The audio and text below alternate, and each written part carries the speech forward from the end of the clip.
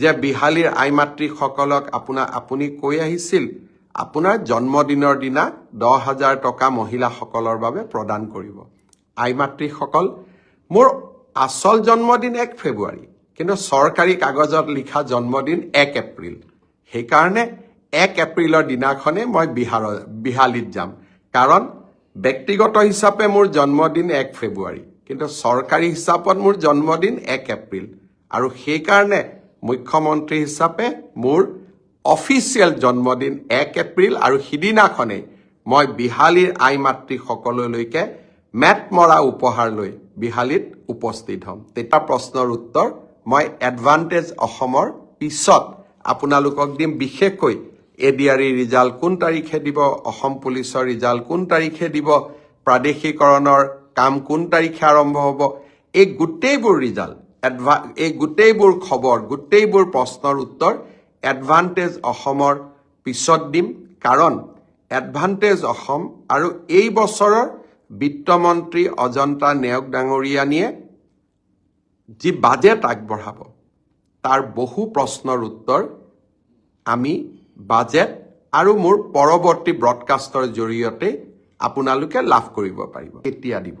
মই আপোনালোকক প্ৰতিশ্ৰুতি দিয়া অনুসৰি একেবাৰে মাৰ্চ মাহৰ 7 তাৰিখৰ আগতেই আমি এডিআৰই ৰিজাল্ট দিম। কিন্তু এডিআৰই ৰিজাল্টৰ কাৰণে আপোনালোকে উৎকণ্ঠিত হৈ থকাৰো কোনো কাৰণ নাই, কাৰণ প্ৰত্যেকখন বহি বা OMR চিট এনচাৰ কি এতিয়া আপোনালোকৰ হাততেই আছে। গতিকে সেৱাই ৰিজাল্ট দিয়ক বা নিদিয়ক, আপোনালোকে নিজেই নিজৰ ফলাফলৰ আকলন এটা কৰিয়েই ল'ব পাৰে। মাৰ্চ মাহৰ ভিতৰতে আৰু পাৰিলে আৰু আগতে অসম পুলিচৰ পৰীক্ষা আৰু আমাৰ শিক্ষক নিযুক্তিৰ যিটো প্ৰক্ৰিয়া আমি আৰম্ভ কৰিছিলোঁ তাকো আমি আগুৱাই লৈ যাবলৈ চেষ্টা কৰিম।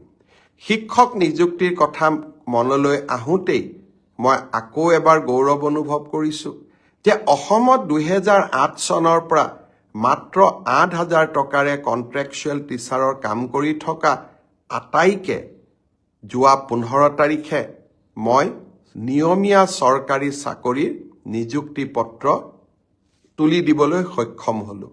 আকৌ এক প্ৰাপ্তিৰ আনন্দ। 1 লাখ চৰকাৰী চাকৰিৰ প্ৰতিশ্ৰুতি দিছিলোঁ, লাহে লাহে 1.5 লাখ চৰকাৰী চাকৰিলৈ মই গতি কৰিছোঁ। এডভান্টেজ অসম পাৰ হৈ যাওক, কোন পৰীক্ষাৰ কোনদিনাখন ৰিজাল্ট দিব মই ডেট আৰু সময় দুইটাই আপোনালোকক জনাম। এইকেইটা দিন এডভান্টেজ অসমক লৈ ব্যস্ত থাকিম আৰু অসমত উদ্যোগীকৰণৰ নতুন বাতাবৰণ এটা নিৰ্মাণ কৰিবলৈ চেষ্টা কৰিম। মনত পেলাই দিব খুজিছোঁ, মুখ্যমন্ত্ৰীৰ আত্মনিৰ্ভৰ অসম অভিযানৰ এতিয়া আবেদনৰ সময় চলি আছে। অহা 28 ফেব্ৰুৱাৰীত এই আবেদনৰ সময় শেষ হ'ব। আজিৰ মুহূৰ্তলৈকে 50,000 যুৱকে ৰেজিষ্ট্ৰেশ্যনৰ পিছত আবেদন কৰিছে। মই ভাবোঁ যিসকলে এতিয়াও ৰেজিষ্ট্ৰেশ্যন কৰি আবেদন কৰা নাই তেখেতসকলেও যাতে আবেদনৰ প্ৰক্ৰিয়া সম্পূৰ্ণ কৰি লয়, তাৰ বাবে মই যুৱক সমাজক আকৌ এবাৰ আহ্বান জনাম। বহুতৰ মনত প্ৰশ্ন, এডিআৰই ৰিজাল্ট কেতিয়া দিব? মই আপোনালোকক প্ৰতিশ্ৰুতি দিয়া অনুসৰি একেবাৰে মাৰ্চ মাহৰ 7 তাৰিখৰ আগতেই আমি এডিআৰই ৰিজাল্ট দিম। কিন্তু এডিআৰই ৰিজাল্টৰ কাৰণে আপোনালোকে উৎকণ্ঠিত হৈ থকাৰো কোনো কাৰণ নাই, কাৰণ প্ৰত্যেকখন বহি বা OMR চিট এনচাৰ কি এতিয়া আপোনালোকৰ হাততেই আছে। গতিকে সেৱাই ৰিজাল্ট দিয়ক বা নিদিয়ক, আপোনালোকে নিজেই নিজৰ ফলাফলৰ আকলন এটা কৰিয়েই ল'ব পাৰে। যোৱাকালি অসম বিধানসভাত ন্যায়াধীশ বিপ্লৱ শৰ্মা কমিটিৰ প্ৰতিবেদনখনো, অসম লোকসেৱা আয়োগৰ দুৰ্নীতিৰ সম্পৰ্কত প্ৰতিবেদনখনো মই দাখিল কৰিছোঁ। ন্যায়াধীশ শৰ্মাৰ প্ৰতিবেদনখনলৈ যেতিয়া চকু মেলি চাওঁ বা আমি যদি আৰু এবাৰ দৃষ্টি নিক্ষেপ কৰোঁ, এনেকুৱা এটা সময়ৰ আমি উমান পাম যিটো সময়ত অসমৰ ডেকা ল'ৰা ছোৱালীসকলৰ ভৱিষ্যতক লৈ হেতালি খেলা হৈছে যে আমি স্বচ্ছতাৰ মাজেৰে কাম কৰিছোঁ।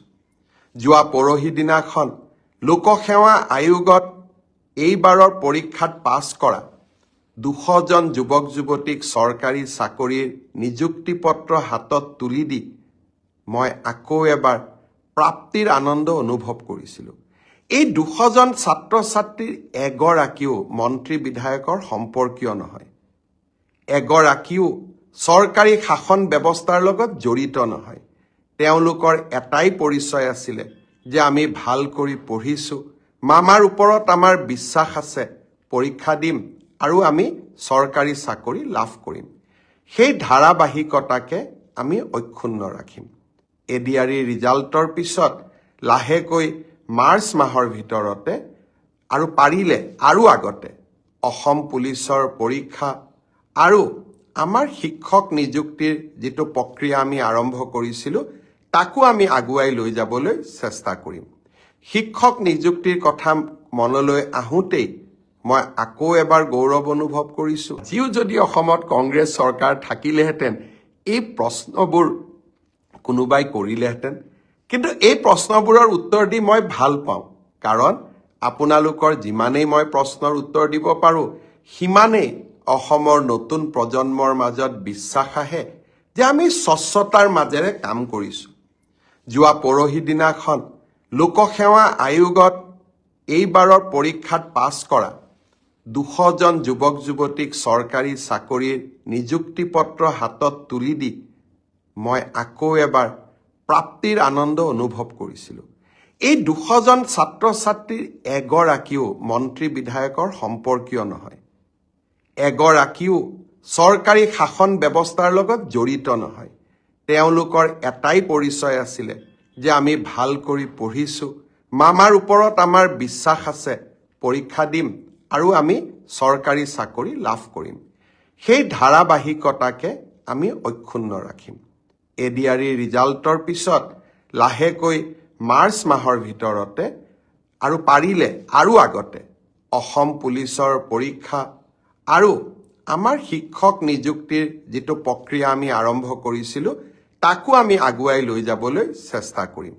শিক্ষক নিযুক্তিৰ কথা মনলৈ আহোঁতেই মই আকৌ এবাৰ গৌৰৱ অনুভৱ কৰিছোঁ যে অসমত 2008 চনৰ পৰা মাত্ৰ 8,000 টকাৰে কণ্ট্ৰেকচুৱেল টিচাৰৰ কাম কৰি থকা আটাইকে যোৱা 15 তাৰিখে মই নিয়মীয়া চৰকাৰী চাকৰিৰ নিযুক্তি পত্ৰ তুলি দিবলৈ সক্ষম হ'লোঁ। আকৌ এক প্ৰাপ্তিৰ আনন্দ। 1 লাখ চৰকাৰী চাকৰিৰ প্ৰতিশ্ৰুতি দিছিলোঁ, লাহে লাহে 1.5 লাখ চৰকাৰী চাকৰিলৈ মই গতি কৰিছোঁ। এডভান্টেজ অসম পাৰ হৈ যাওক। কোন পৰীক্ষাৰ কোনদিনাখন ৰিজাল্ট দিব মই ডেট আৰু সময় দুইটাই আপোনালোকক জনাম।